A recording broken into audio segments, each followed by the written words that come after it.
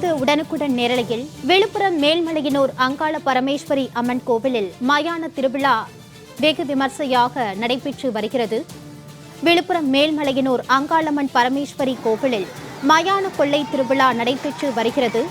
காய்கறிகள், தானியங்களை வாரி இறைத்து ஆயிரக்கணக்கான பக்தர்கள் நேர்த்திக்கடன் செலுத்தி வருகின்றனர். உடனுக்குடன் நேரலையாக பார்த்து வருகிறோம்.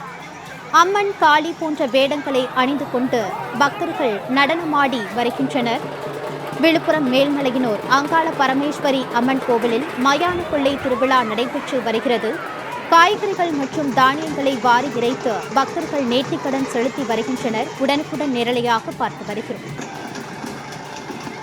கூடுதல் விவரங்களோடு செய்தியாளர் பரணிராஜ் இணைகிறார். வணக்கம் பரணிராஜ். மேல்மலையனூரில் நடைபெற்று வரும் த மயான கொள்ளை திருவிழா குறித்தான கூடுதல் விவரங்களை வழங்கல். விழுப்புரம் மாவட்டம் மேல்மலையனூரில் அமைந்துள்ள பிரசித்தி பெற்ற அங்காள பரமேஸ்வரி அம்மன் கோயிலில் ஆண்டுதோறும் நடைபெறும் மாசி திருவிழா நேற்று இரவு கொடியேற்றத்துடன் தொடங்கியது. வரும் மார்ச் மாதம் 10ஆம் தேதி வரை 13 நாட்களுக்கு தொடர்ந்து நடைபெற இருக்கக்கூடிய இந்த மாசி திருவிழாவின் முக்கிய நிகழ்ச்சிகளில் ஒன்றான மயான கொள்ளை திருவிழா தற்போது வெகு விமர்சையாக நடைபெற்றுக் கொண்டிருக்கிறது.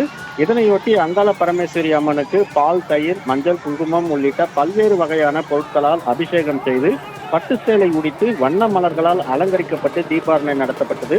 இதனைத் தொடர்ந்து மயான காளி அலங்காரத்தில் அங்காள பரமேஸ்வரி அம்மன் எழுந்தருளி மயானத்திற்கு செல்லும் வைபவம் நடைபெற்றுக் கொண்டிருக்கிறது. அப்போது ஏராளமானோர் அம்மன், காளி போன்ற வேடங்களை அணிந்து கொண்டு நடனமாடியபடி முன்னே செல்ல அங்காள பரமேஸ்வரி அம்மன் ஊர்வலமாக மயானத்திற்கு செல்லும் நிகழ்ச்சி நடைபெற்றுக் கொண்டிருக்கிறது. அங்கு கூடியிருக்கக்கூடிய பல்லாயிரக்கணக்கான பக்தர்கள் அம்மன் மீது கொழுக்கட்டை, சுண்டல், காய்கறிகள், தானியங்கள் மற்றும் பழங்களை வாரி இறைத்து தங்களது நேர்த்திக்கடன்களை செலுத்தி தரிசனம் செய்து வருகின்றனர். பக்தர்களால் அம்மன் மீது வாரி இறைக்கப்படும் உணவுப் பொருட்களை எடுத்து சாப்பிட்டால் குடும்பம் செழித்து வளரும் என்று நம்பப்படுவதால் அம்மன் மீது வாரி இறைக்கப்பட்ட உணவுப் பொருட்களை பொதுமக்கள் போட்டி போட்டுக்கொண்டு அள்ளி சென்றனர்.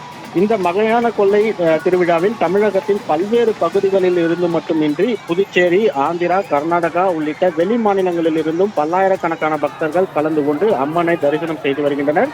மாசி திருவிழாவின் முக்கிய நிகழ்ச்சிகளான தீமிதி திருவிழா வரும் மார்ச் 2ஆம் தேதியும், தேர் திருவிழா மார்ச் 4ஆம் தேதியும் நடைபெற இருக்கிறது குறிப்பிடத்தக்கது. மாலதி.